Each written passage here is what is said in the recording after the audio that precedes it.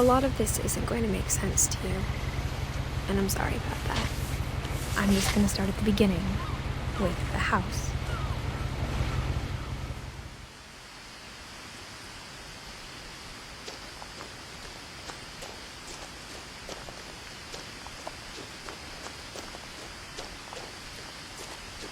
I lived here until I was 11, but I wasn't allowed inside half the rooms.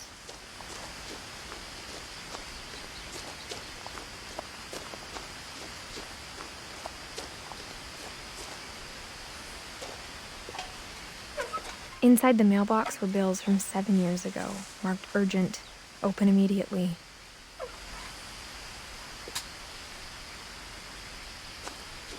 I hadn't been back since my brother Lewis's funeral.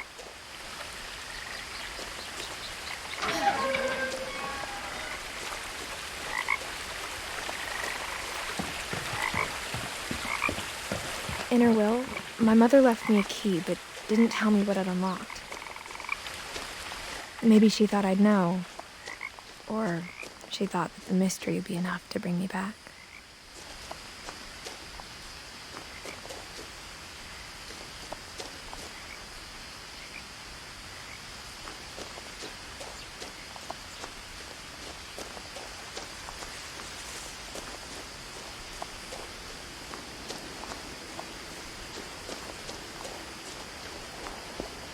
The truth is, even after I inherited the house, I never thought I'd come back to it. But now I had questions about my family that only the house knew the answers to.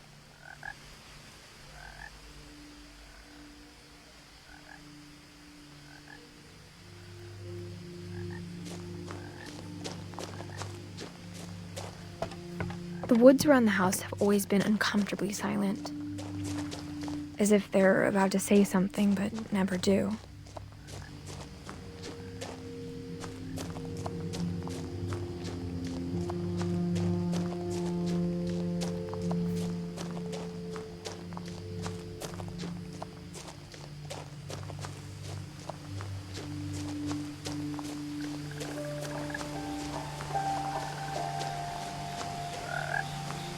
The house was exactly like I remembered it, the way I'd been dreaming about it. As a child, the house made me uncomfortable in a way I couldn't put into words. Now, as a 17-year-old, I knew exactly what those words were. I was afraid of the house.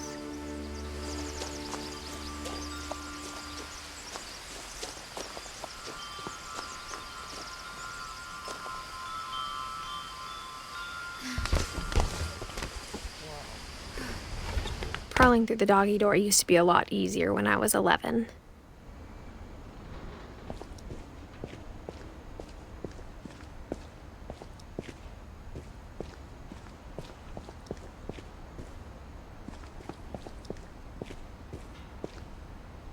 The power had been turned off the night we left. For the first time in years, I felt like I was home.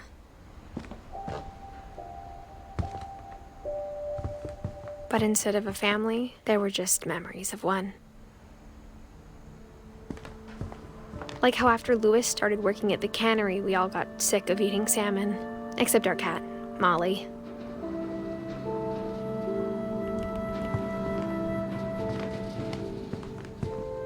Nothing in the house looked abnormal. There was just too much of it, like a smile with too many teeth.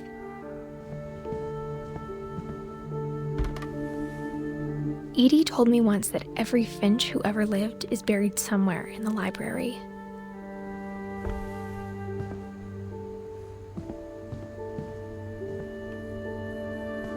After Milton disappeared, Mom sealed up all the bedrooms. Then Edie retaliated and drilled peepholes.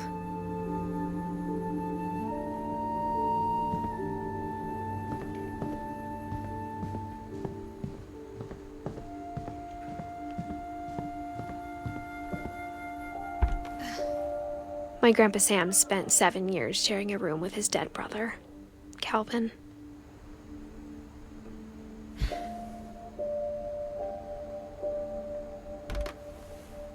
As a kid, I just assumed every house had peepholes and sealed rooms you weren't allowed inside of.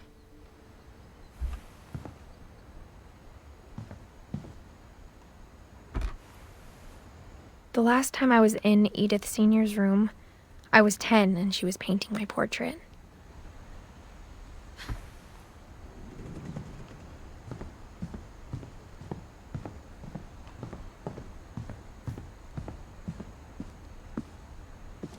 Mom must have locked the third floor stairs on the night we left.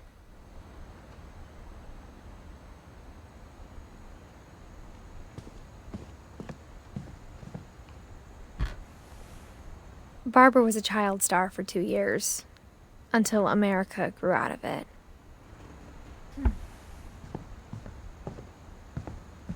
Edie's father, Odin, built the original house. Whenever people ask me about my family, the first thing they always want to know about is Barbara.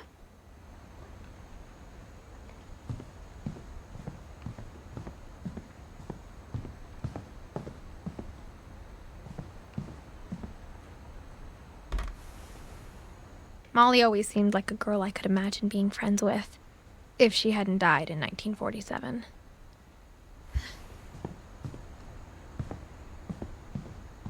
I spent a lot of time playing in Great Uncle Walter's room. I think my mom sometimes regretted not sealing it up.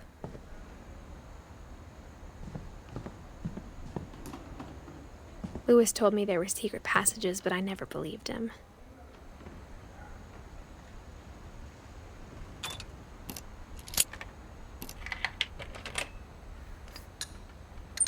Turns out, my mom was really good at keeping secrets. Now it was time to find out what my mom had been afraid of.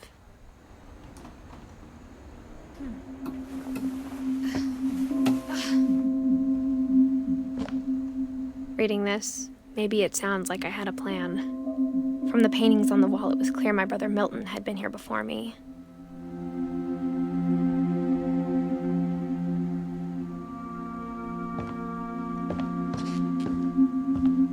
But I had no idea what was behind that door.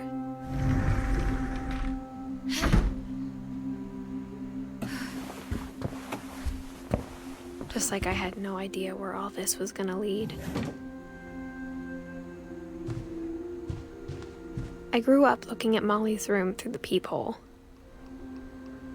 Molly's gerbil had a tiny bedroom with its own even tinier gerbil cage.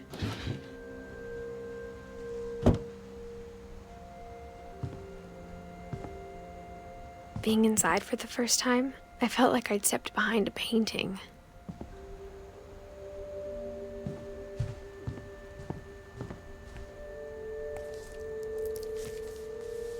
December 13th, 1947. Dear Diary, I'll be gone soon, but I wanted to tell somebody about what's gonna happen. It started when Mom sent me to bed without dinner. I woke up and I was starving, so I looked around for something to eat. The gerbil food was dry, but I didn't mind it.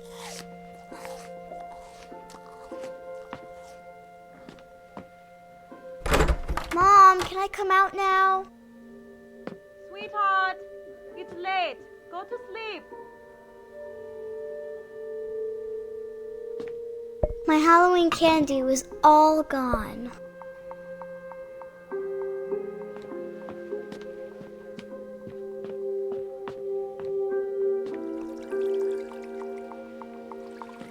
I thought about eating Christopher, but I held back.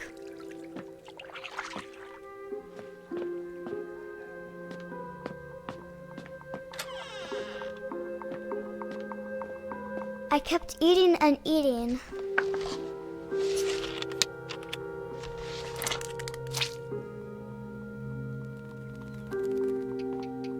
I ate a lot of things that night.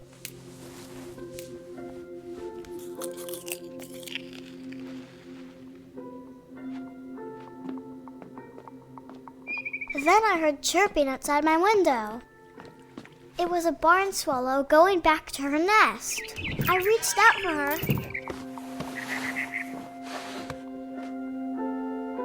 And suddenly, I was a cat.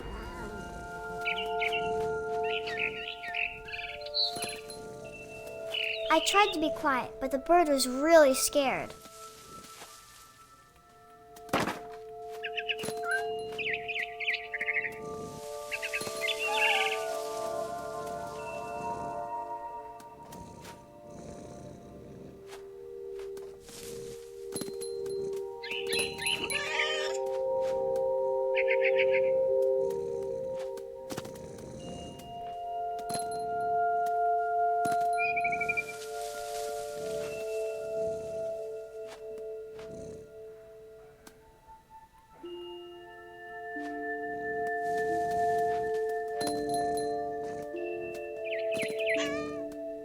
Mom and Dad didn't even look at me.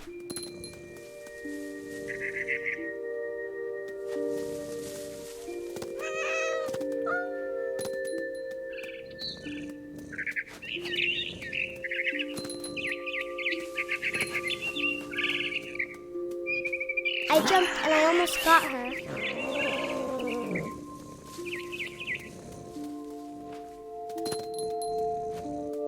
I could tell she was getting really tired. Now I was up in the big tree. I promised Dad I wouldn't climb it anymore. All I cared about was eating that mama bird.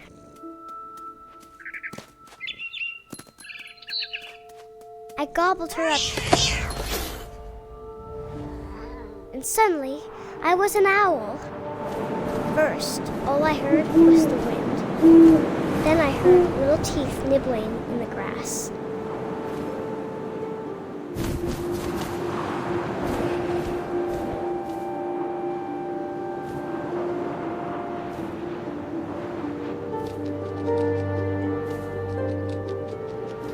Rabbits.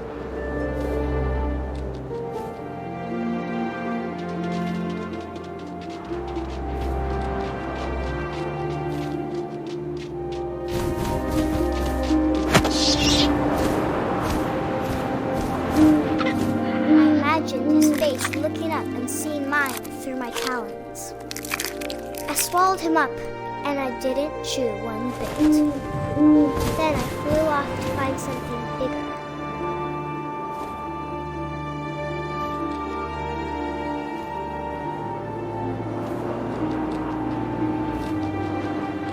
A mama rabbit.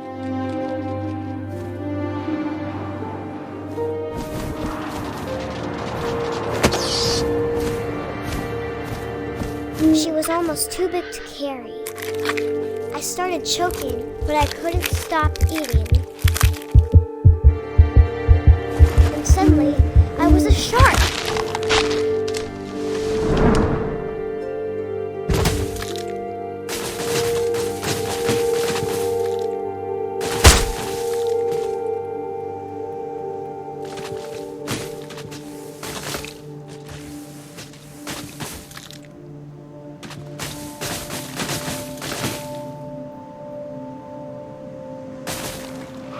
I rolled off a cliff and into the ocean. Now, I was hungrier than ever.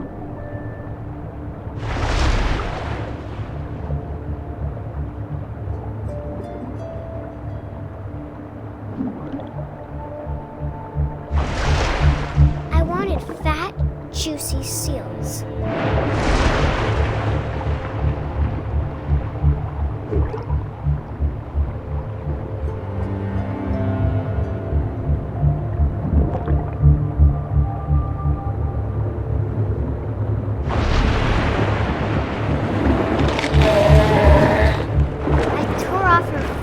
And it tasted really good.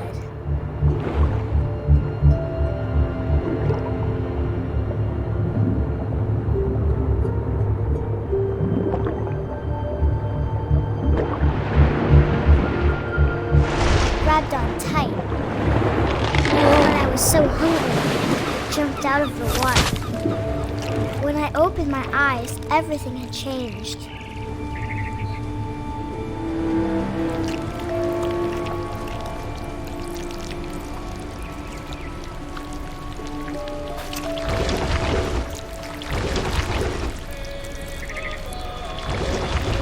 was a monster, and I smelled people everywhere.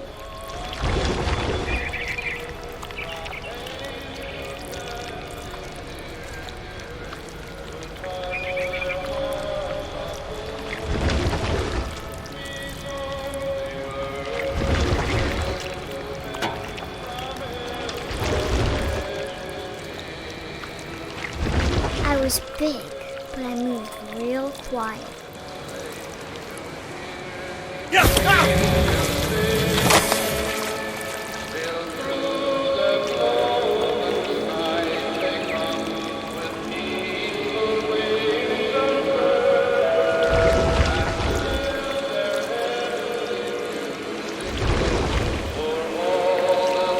I wanted to stop, but also I didn't.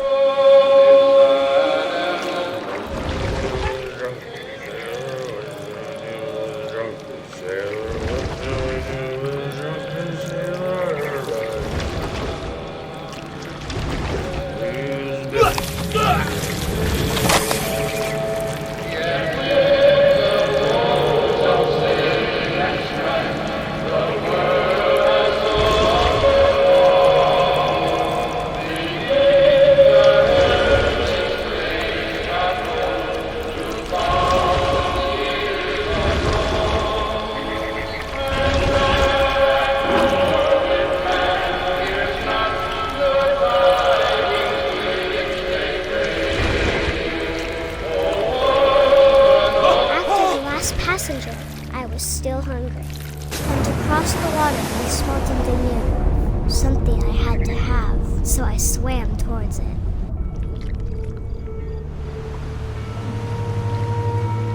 I slithered onto the sand, and the good smell went into an old pipe.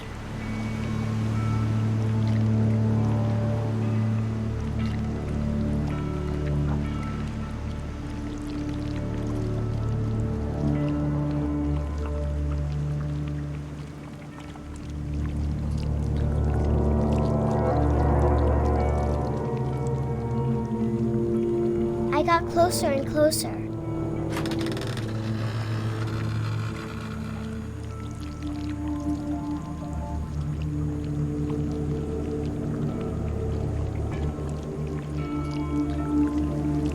All of my stomach started growling. And suddenly, I was me again. I held my breath for a long time, but I couldn't hear anything. I think it's waiting for me to fall asleep. But it's not going to wait much longer. It needs to feed, and we both know I will be delicious.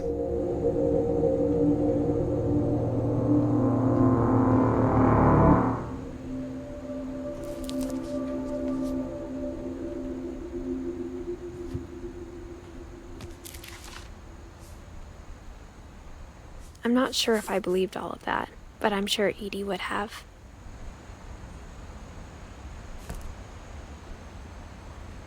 I got the sense Edie had spent a lot of time here, before my mom sealed the doors.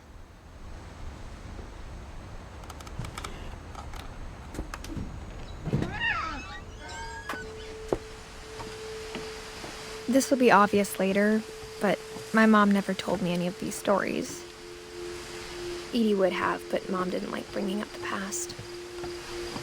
Though, when we adopted a stray kitten, she was the one who named it Molly.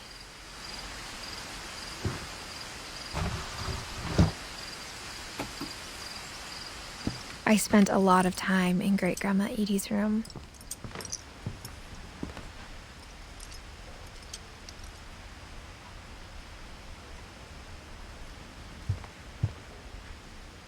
Louis died a week before we left, but Edie had already started to memorialize him.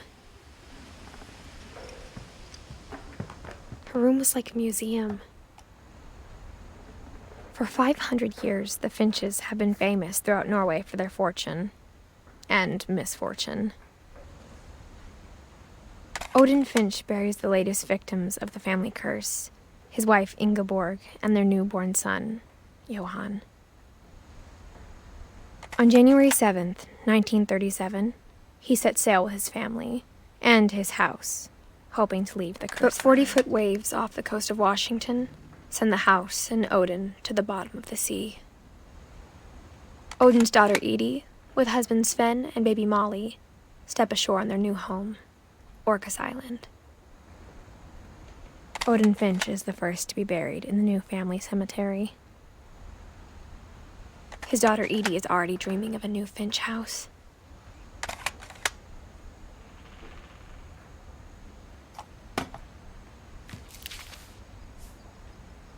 Whatever's wrong with this family, it goes back a long ways.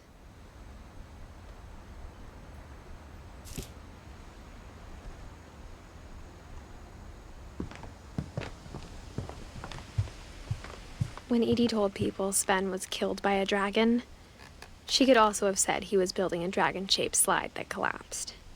She could have, but she didn't. Even in her 90s, sometimes Edie seemed a lot younger than my mother.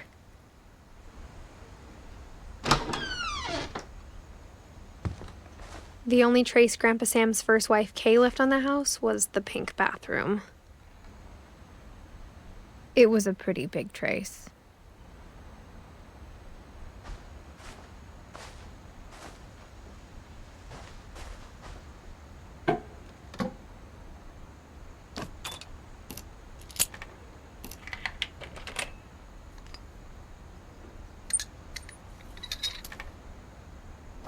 There's a secret in this bathroom.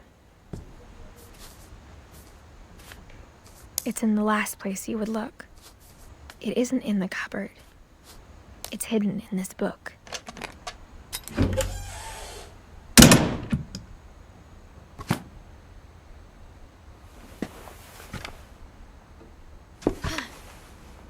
Sven gave Sam an old camera he'd refurbished. He never put it down.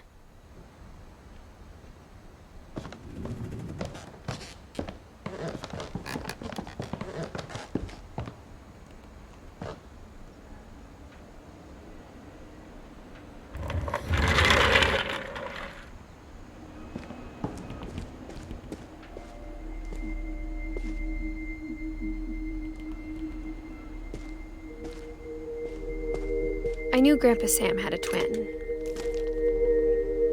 and that he never talked about him. I guess my grandpa didn't like history any more than my mom did.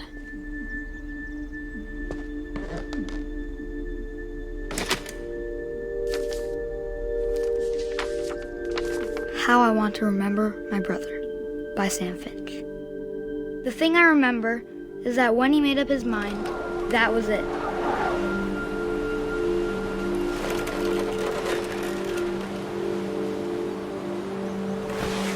My brother said he'd die before he ate another mushroom, and he did.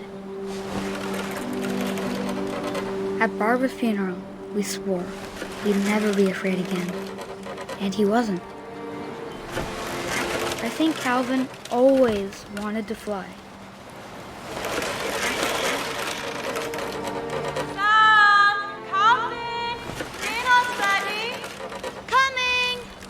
But that day, he finally made up his mind to do it.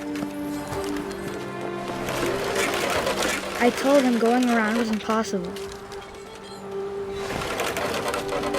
Maybe if I hadn't said that.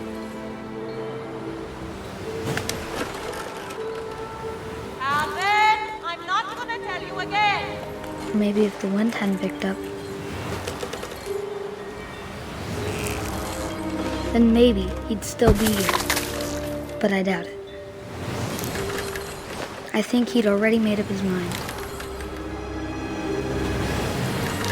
That's what I want to remember about my brother.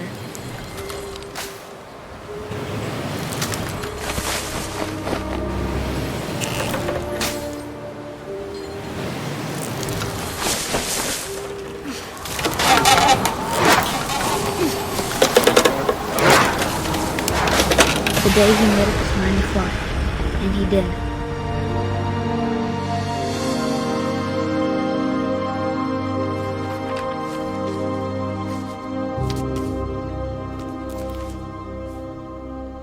Calvin's story felt strangely familiar. When I was younger, I remember trying to do the exact same thing.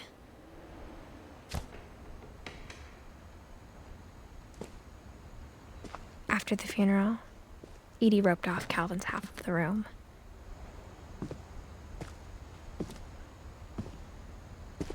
Mom said Grandpa Sam enlisted at 18 and never set foot in the room again.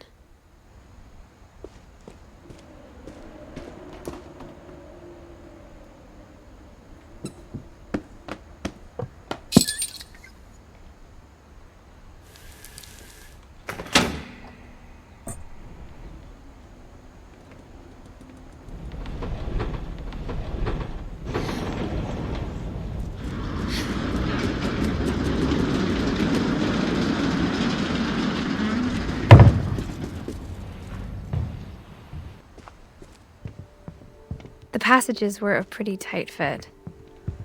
They'd obviously been built for smaller hands and bellies.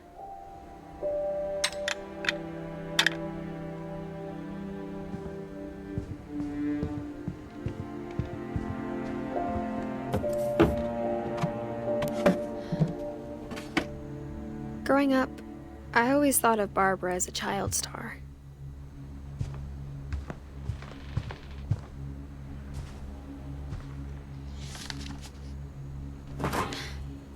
Of all the stories people wrote about Barbara's death, I'm surprised Edie saved this one.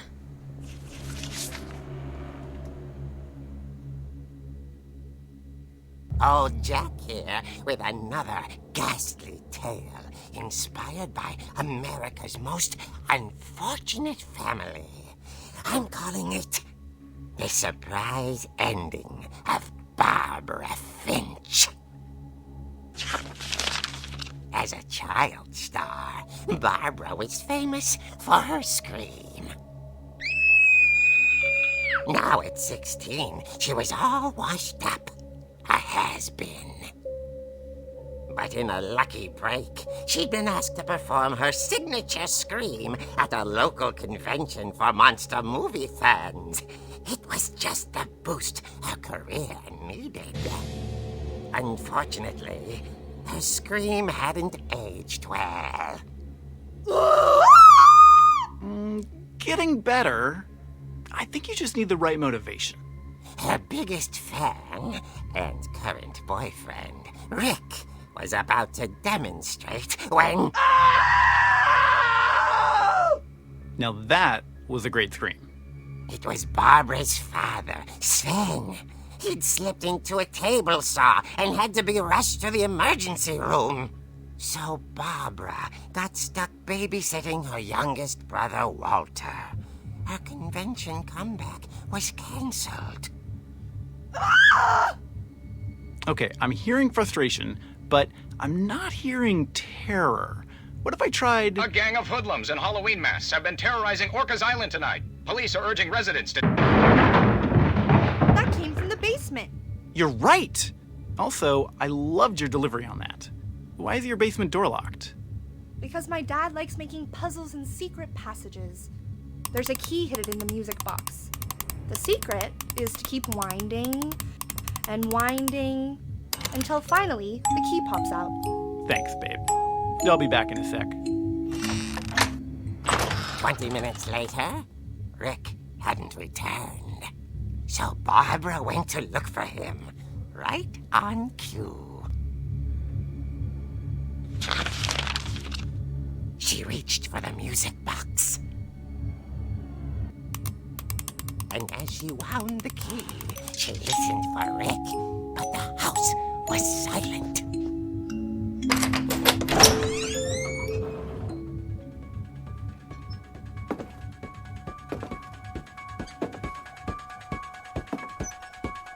She found Rick's crutch and imagined the worst.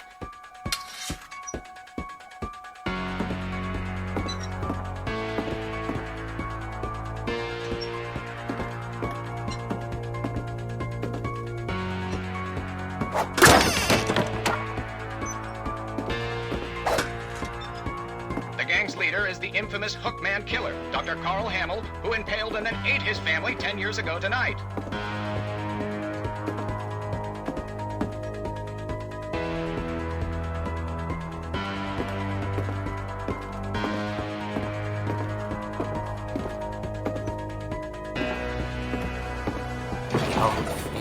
rattled and grew still.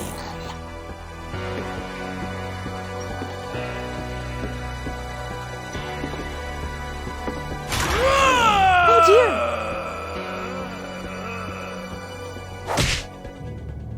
Oh! Rick? Barb, relax. I was just trying to scare you to help you find your scream. Well, I'm not scared, Rick. I'm furious. Then act furious. All I'm getting from you now is that you're hurt and confused and She threw him out, but she kept a little something to remember him by.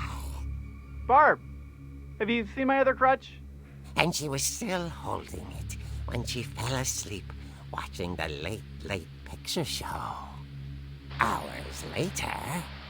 Barbara! Walter, what's going on up there? Ah! Okay, I'm coming up, but if this is a trick, you're dead, Walter.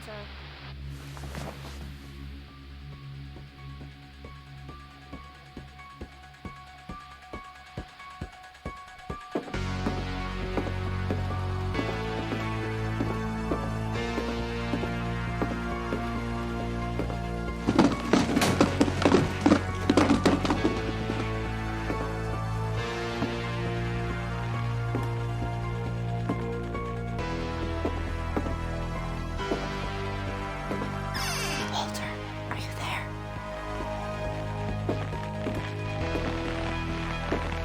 Walter had vanished, but his bedside radio was still on. Orcas Island police describe the man as 6 feet tall, with a steel hook for a hand. Residents are urged to lock all doors and windows and notify the police of any suspicious activity. Barbara turned, saw the hook man, and was speechless. He was quite smashing.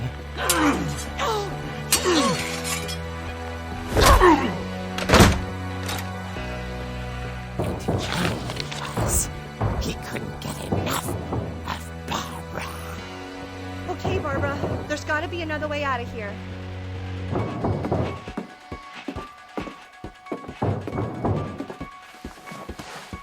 That night, she played her part beautifully.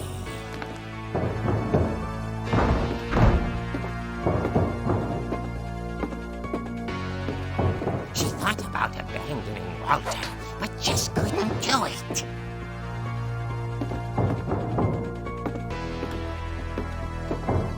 Molly's door hadn't been opened in years. The hinges groaned.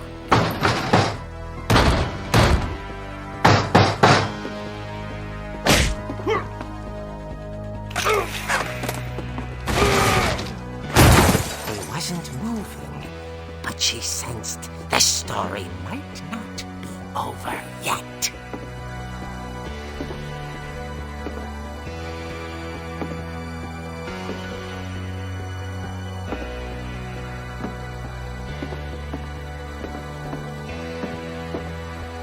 The hookman had vanished.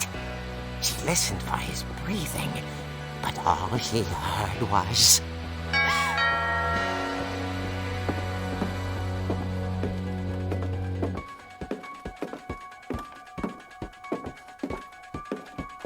At the door, she heard whispering.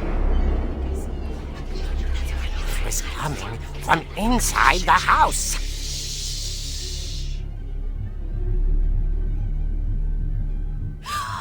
Oh dear. The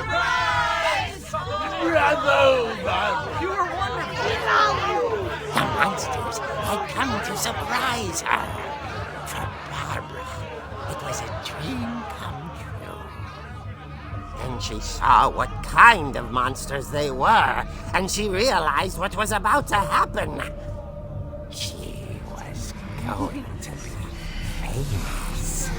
And with her final breath, Barbara Finch gave the performance of her life.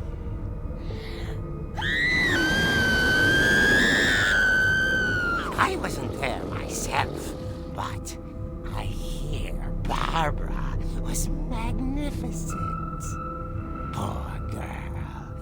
she had a taste for stardom. But unfortunately, so did her fans. Of course, the police blamed it all on poor Rick, who disappeared the same night. And little Walter, hiding under his bed the whole time. He took it all pretty hard, but that's another story. As for Barbara, tucked inside the music box is all they ever found of her. Her ear. Now that's what I call a real eerie tale.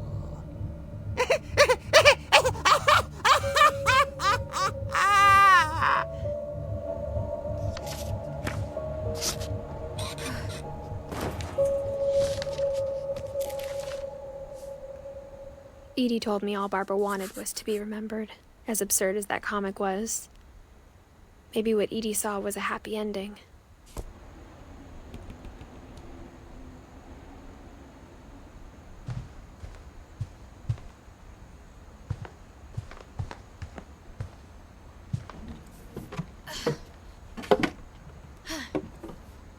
I guess now I know why Mom didn't like me playing with the music box.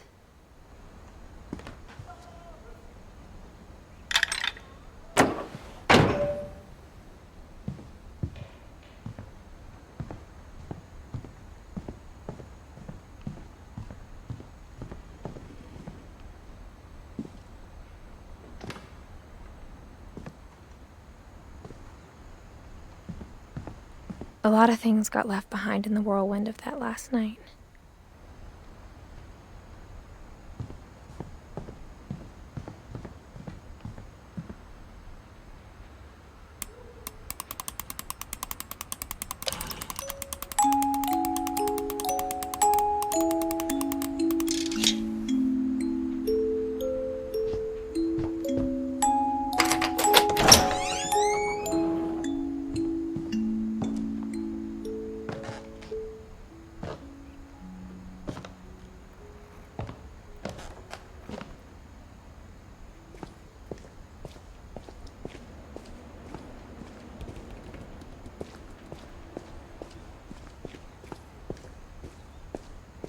I saw Edie sneak down to the basement once, carrying packages.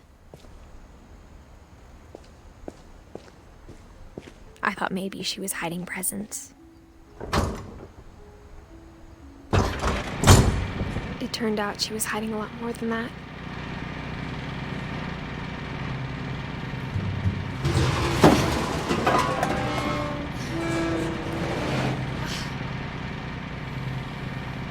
I remember asking Mom once about where Walter had gone.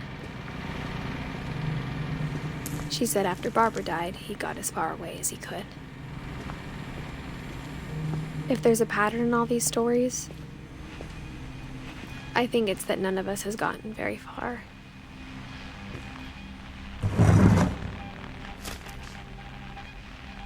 Goodbye, everyone. I can't believe I've been down here for 30 years. On that first day, after the shaking started, I didn't think I'd survive a week.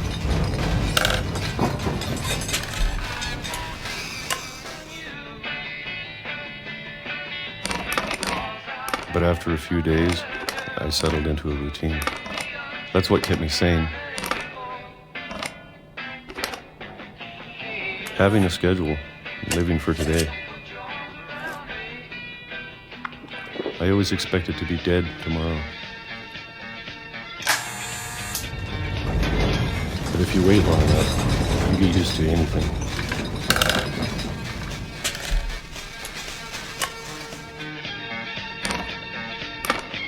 Even a monster on the other side of the door starts to feel normal.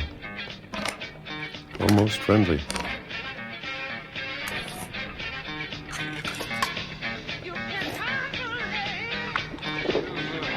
And then one day, everything just stopped. Whatever that thing was, it was gone. Maybe it got tired of waiting. Or maybe I just got tired of being afraid.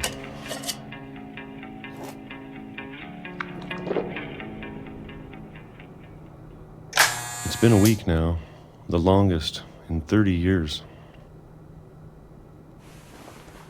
I'm done waiting. I have to leave while I still can.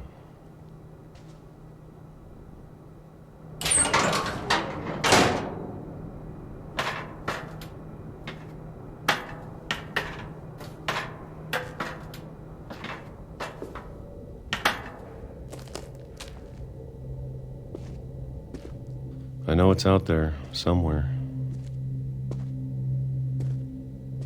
Whatever killed Barbara and Molly and Calvin.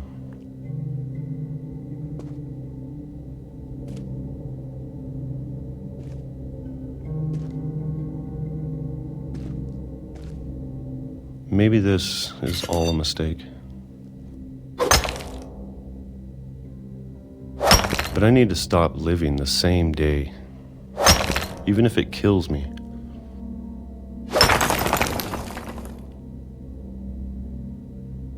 Whatever's out there, I want you to know I'm ready for it. I'm going to appreciate all of it, especially the food. I don't mind if I only have a year left, or a month, or a single week. I'd be happy with one more day. I can already imagine the sun on my face.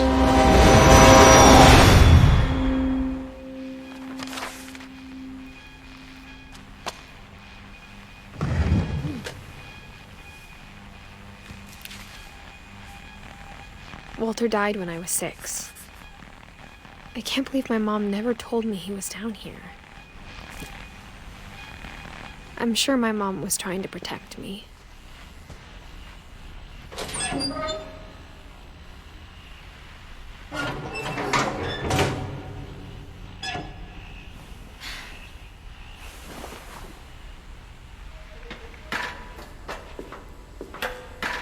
Maybe she was afraid I'd end up like Walter. But if she never told me about an uncle under the house, I can only imagine what else she was hiding. I don't want to make the same mistakes she made.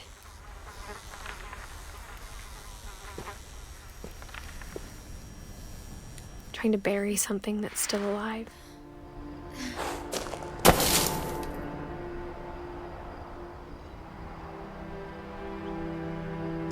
Now that there's only one of us left, or maybe 2,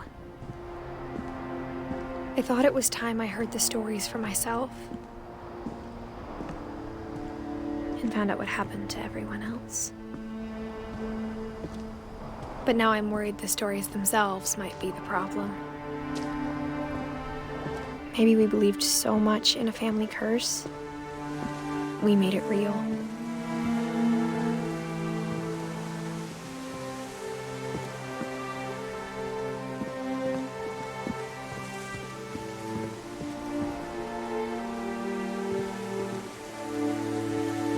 I don't know if I should even be writing this.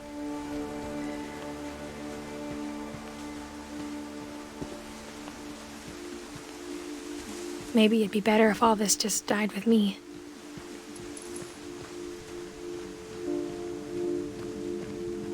But I thought you should know about your family.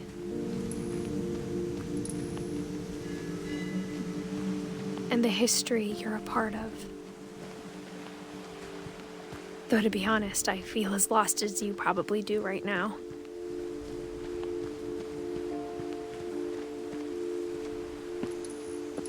I think the people in these stories believed them, for what that's worth.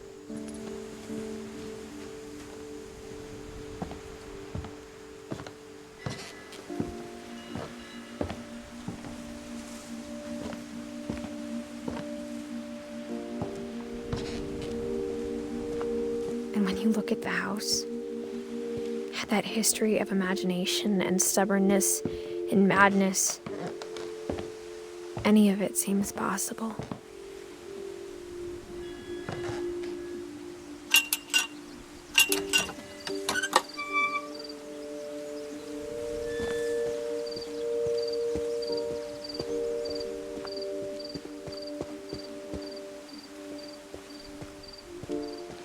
I think we've been surrounded by death for so long, we've just gotten used to it. What kind of family finishes building a cemetery before starting the house?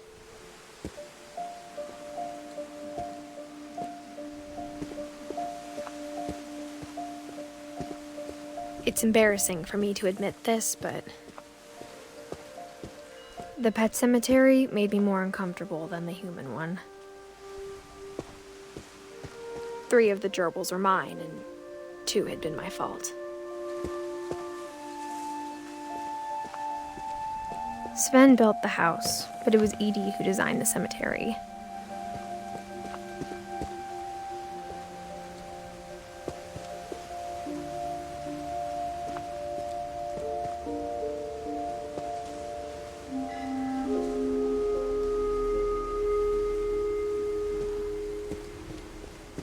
I'm sure Odin's monument had been Edie's idea.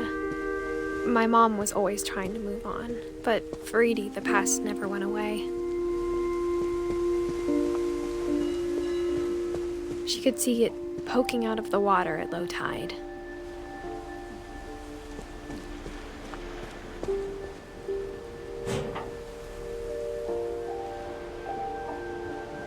Edie said she dreamed about the old house every night.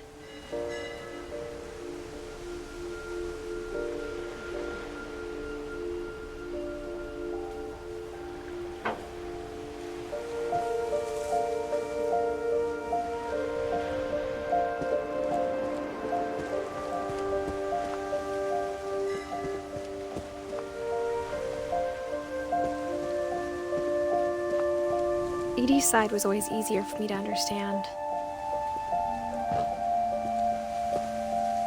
But the older I get, the more I can see where my mom was coming from. Her dad had been pretty strict, but it wasn't enough to save her brothers. She was just trying to do better.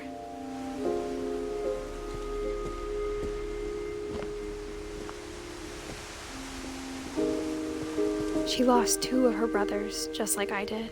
I get why she tried so hard to protect us.